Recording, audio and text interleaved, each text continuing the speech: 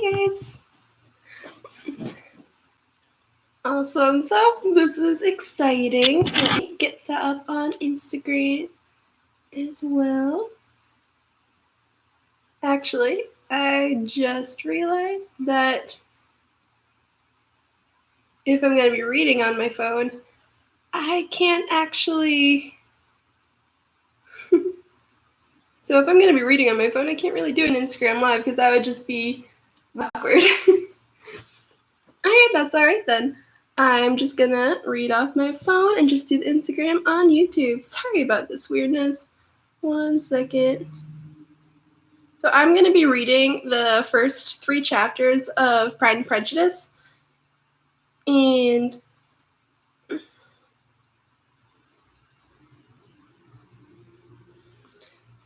I kind of want this to be a series, so hopefully tomorrow I'm gonna be reading more and everything. And it just seems like fun thing to do.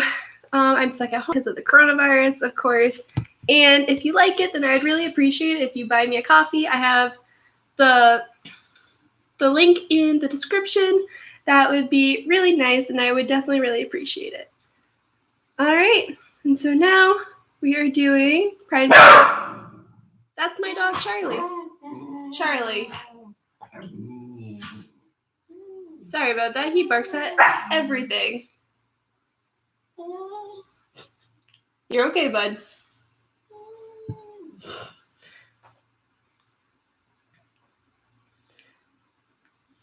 And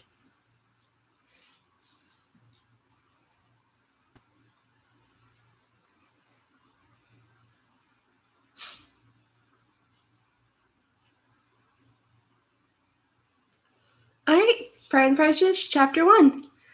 It is a truth universally acknowledged that a single man in possession of a good fortune must be in want of a wife. However little known the feelings or views of such a man may be on his first entering a neighborhood, this truth is so well fixed in the minds of the surrounding families that he is considered as the rightful property of some one or other of their daughters. "My dear Mr. Bennet," said his lady to him one day, "have you heard that Netherfield Park is let at last?" Mr. Bennet replied that he had not. "But it is," returned she, "for Mrs. Long had just been here and she told me all about it." Mr. Bennet made no answer. "Do you not want to know who has taken it?" cried his wife impatiently. "You want to tell me, and I have no objection to hearing it." This was invitation enough.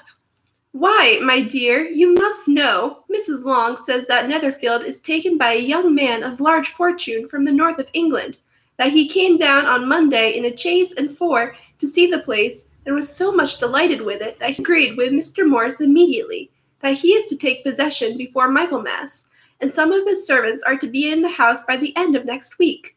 What is his name? Bingley. Is he married or single? Oh, single, my dear, to be sure. A single man of large fortune, 4,000 or 5,000 a year. What a fine thing for our girls. How so? How can it affect them? My dear Mr. Bennet, replied his wife, how can you be so tiresome? You must know that I am thinking of his marrying one of them. Is that his design in settling here? Design? Nonsense, how can you talk so? But it is then very likely that he may fall in love with one of them, and therefore you must visit him as soon as he comes. I see no occasion for that. You and the girls may go, or you may send them by themselves, which perhaps will still be better, for as you are as handsome as any of them, Mr. Bingley might like you the best of the party. My dear, you flatter me. I certainly have had my share of beauty, but I do not pretend to be anything extraordinary now. When a woman has 5 grown-up daughters, she ought to give over thinking of her own beauty. In such cases, a woman has not often much beauty to think of. But, my dear, you must indeed go and see Mr. Bingley when he comes into the neighborhood.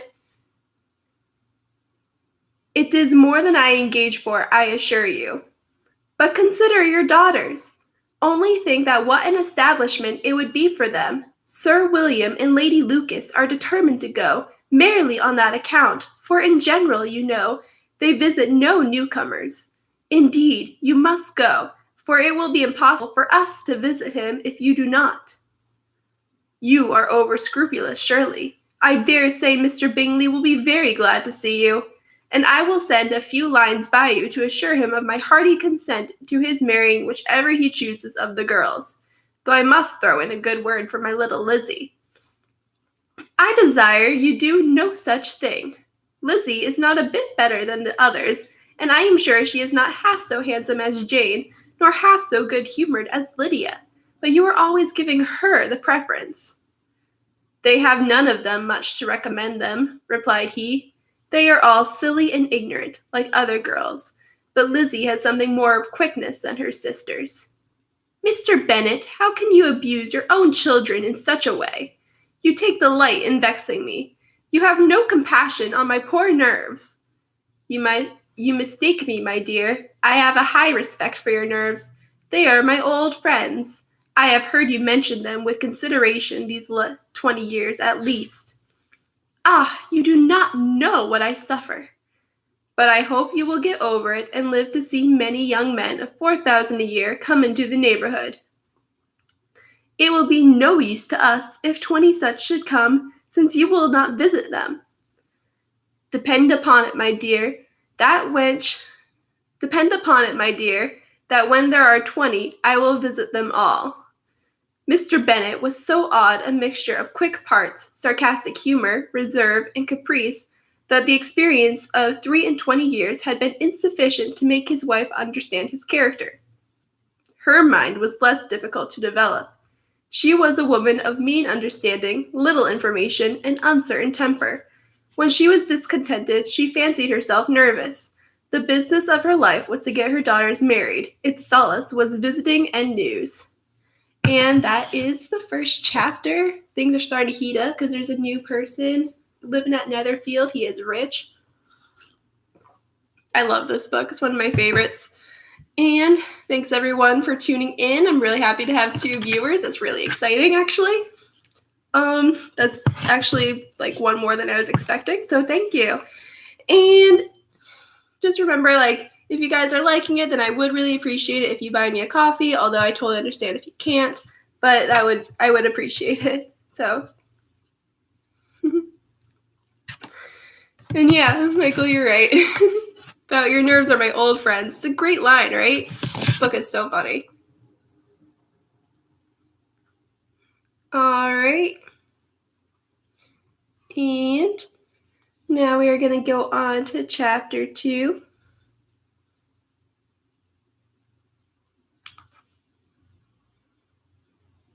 But hope everyone's liking the story so far. I hope everyone's staying safe during the pandemic and everything. Things are kind of scary right now and boring as well in a way because we're all stuck at home. So I hope everyone is staying safe and I hope everyone is happy.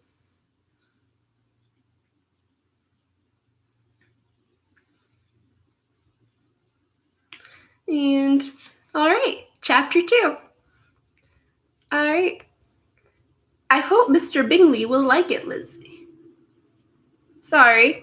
So I switched over to a free books app because I was reading it off of an excerpt off of Google Books, but it looks like the free book just is missing the first line of every chapter. So I'm going back to the Google Books.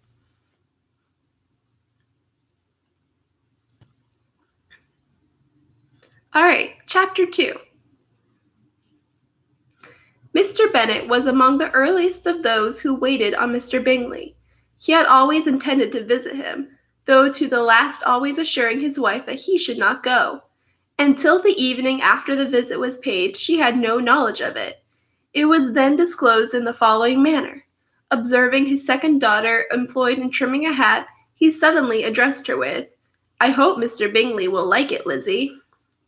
"We are not in a way to know what Mr. Bingley likes," said her mother resentfully, "since we are not to visit."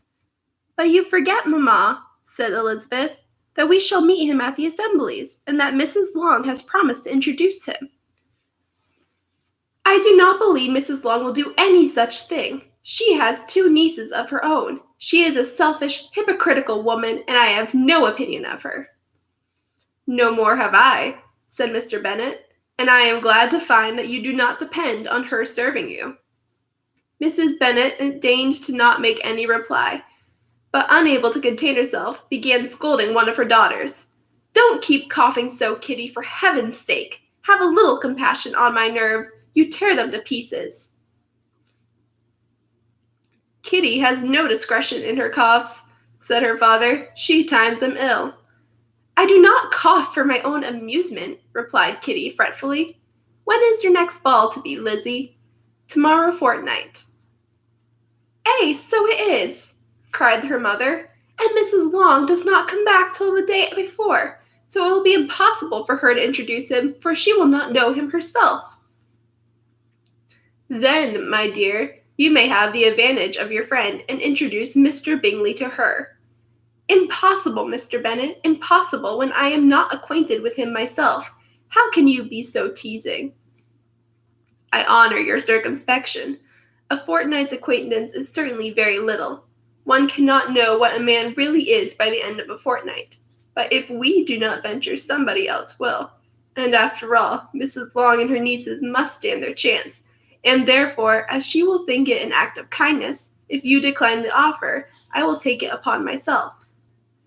The girls stared at their father. Mrs. Bennet said only, Nonsense! Nonsense! What can be the meaning of that emphatic exclamation? Cried he. Do you consider the forms of introduction and the stress that is laid on them as nonsense? I cannot quite agree with you there. What say you, Mary?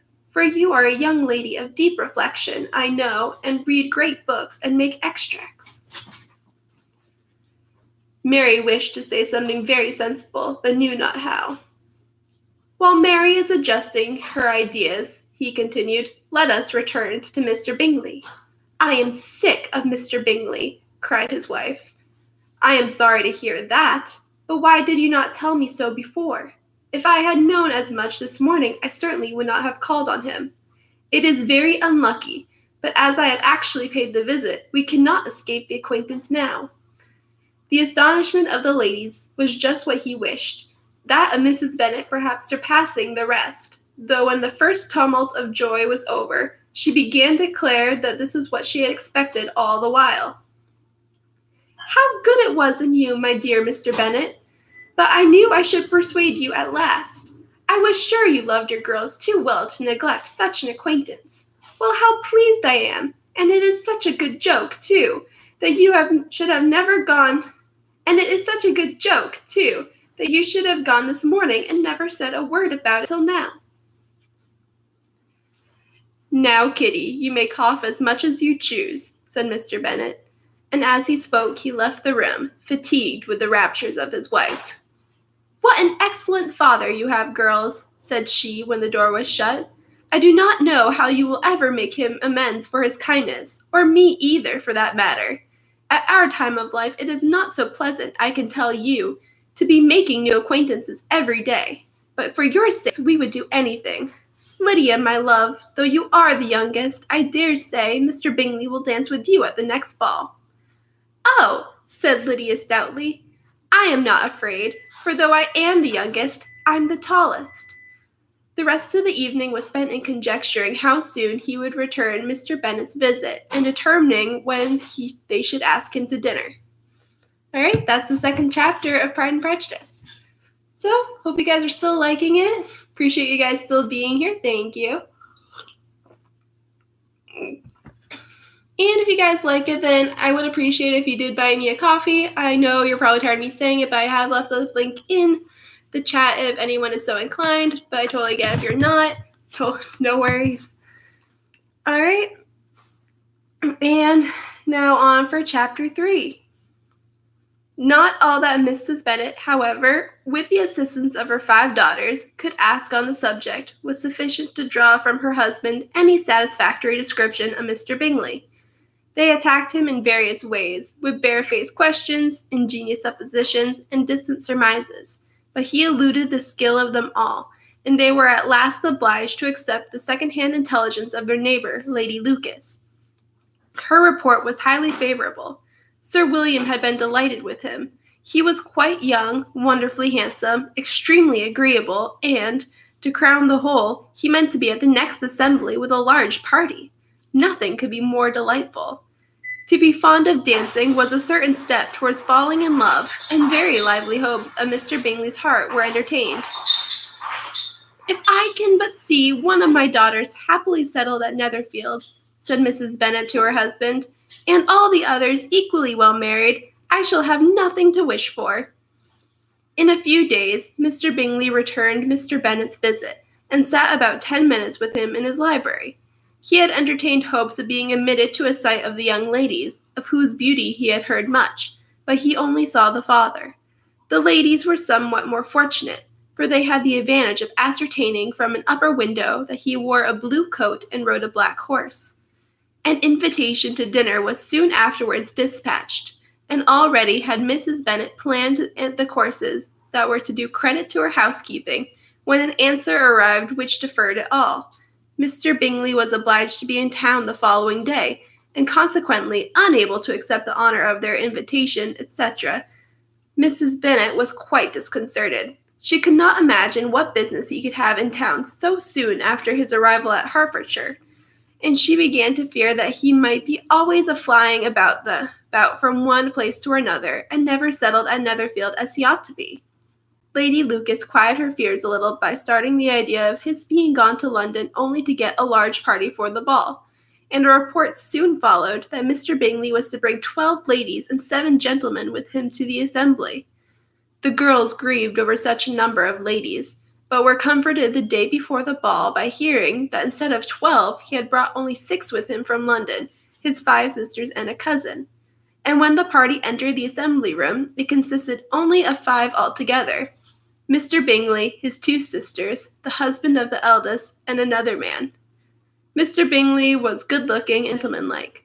He had a pleasant countenance and easy, unaffected manners. His sisters were fine women with an air of decided fashion. His brother-in-law, Mr. Hurst, merely looked the gentleman, but his friend, Mr. Darcy, soon drew the attention of the room by his fine, tall person, handsome features, noble mien, and the report which was in general circulation within 5 minutes after his entrance, of his having 10,000 a year. The gentlemen pronounced him to be a fine figure of a man. The ladies declare he was much handsomer than Mr. Bingley, and he was looked at with great admiration for about half the evening, till his manners gave a disgust which turned the tide of his popularity. For he was discovered to be proud, to be above his company, and above being pleased, and not all his large estate in Derbyshire could then save him from having a most forbidding, disagreeable countenance, and being unworthy to be compared with his friend. Mr. Bingley had soon made himself acquainted with all the principal people in the room. He was lively and unreserved, danced every dance, was angry that the ball closed so early, and talked of giving one himself at Netherfield. Such amiable qualities must speak for themselves. What a contrast between him and his friend! Mr. Darcy danced only one dance with Mrs. Hurst, and once with Miss Bingley, declined being introduced to any other lady, and spent the rest of the evening in walking about the room, speaking occasionally to one of his own party. His character was decided. He was the proudest, most disagreeable man in the world, and everybody hoped that he would never come there again. Amongst the most violent against him was Mrs. Bennet, whose dislike of his general behavior was sharpened into particular resentment by his having slighted one of his daughters. Elizabeth Bennet had been obliged by the scarcity of gentlemen to sit down for 2 dances, and during part of that time Mr. Darcy had been standing near enough for her to overhear a conversation between him and Mr. Bingley, who came from the dance for a few minutes to press his friend to join it. "Come, Darcy," said he, "I must have you dance. I hate to see you standing about by yourself in this stupid manner. You had much better dance." "I certainly shall not. You know how I detest it unless I am particularly acquainted with my partner. At such an assembly as this it would be insupportable. Your sisters are engaged, and there is not another woman in the room who it would not be a punishment for me to stand up with." "I would not be so fastidious as you are," cried Bingley. "For a kingdom! Upon my honor, I have never met with so many pleasant girls in my life as I have this evening, and there are several of them you see are uncommonly pretty." "You are dancing with the only handsome girl in the room," said Mr. Darcy, looking at the eldest Miss Bennet. "Oh, she is the most beautiful creature I have ever beheld. But there is one of her sisters sitting down just behind you who is very pretty, and I dare say very agreeable. Do let me ask my partner to introduce you." "Which do you mean?" And turning round, he looked for a moment at Elizabeth, till catching her eye, he withdrew his own and coldly said, "She is tolerable, but not handsome enough to tempt me, and I am in no humour at present to give consequence to young ladies who are slighted by other men. You had better return to your partner and enjoy her smiles, for you are wasting your time with me." Mr. Bingley followed his advice. Mr. Darcy walked off, and Elizabeth remained with no very cordial feelings toward him. She told the story, however, with great spirit among her friends, for she had a lively, playful disposition, which delighted in anything ridiculous. The evening altogether passed off pleasantly to the whole family. Mrs. Bennet had seen her eldest daughter much admired by the Netherfield party. Mr. Bingley had danced with her twice, and she had been distinguished by his sisters. Jane was as much gratified by this as her mother could be, though in a quieter way. Elizabeth felt Jane's pleasure. Mary had heard herself mentioned to Miss Bingley as the most accomplished girl in the neighbourhood, and Catherine and Lydia had been fortunate enough to be never without partners, which was all that they had yet learned to care for at a ball. They returned, therefore, in good spirits at Longbourn, the village where they lived, and of which they were the principal inhabitants. They found Mr. Bennet still up. With a book he was regardless of time, and on the present occasion he had a good deal of curiosity as to the event of an evening which had raised such splendid expectations. He had rather hoped that all his wife's views on the stranger would be disappointed, but he soon found that he had a very different story to hear. "Oh, my dear Mr. Bennet," as she entered the room, "we have had a most delightful evening, a most excellent ball. I wish you had been there. Jane was so admired, nothing could be like it. Everybody said how well she looked, and Mr. Bingley thought her quite beautiful and danced with her twice. Only think of that, my dear. He actually danced with her twice, and she was the only creature in the room that he asked a second time. First of all, he asked Miss Lucas. I was so vexed to see him stand up with her. But, however, he did not admire her at all. Indeed, nobody can, you know. And he seemed quite struck with Jane as she was going down the dance. So he inquired who she was and got introduced and asked her for the two next. Then the 2/3 he danced with Miss King, and the 2/4 with Maria Lucas, and the 2/5 with Jane again, and the 2/6 with Lizzie and the Bollinger. If he had any compassion for me, cried her husband impatiently, he would not have danced half so much. For God's sake, say no more of his partners. Oh, that he had sprained his ankle in the first dance." "Oh, my dear," continued Mrs. Bennet, "I am quite delighted with him. He is so excessively handsome, and his sisters are charming women. I never in my life saw anything more elegant than their dresses. I dare say the lace upon Mrs. Hurst's gown—" Here she was interrupted again. Mr. Bennet protested against any description of finery. She was therefore obliged to seek another branch of the subject, and related, with much bitterness of spirit and some exaggeration, the shocking rudeness of Mr. Darcy. "But I can assure you," she added, "that Lizzie does not lose much by not suiting his fancy, for he is a most disagreeable, horrid man, not at all worth pleasing. So high and so conceited that there was no enduring him. He walked there, and he walked here, and he walked there, fancying himself so great, not handsome enough to dance with. I wish you had been there, my dear, to have given him one of your set-downs. I quite detest the man." And that's the end of chapter 3.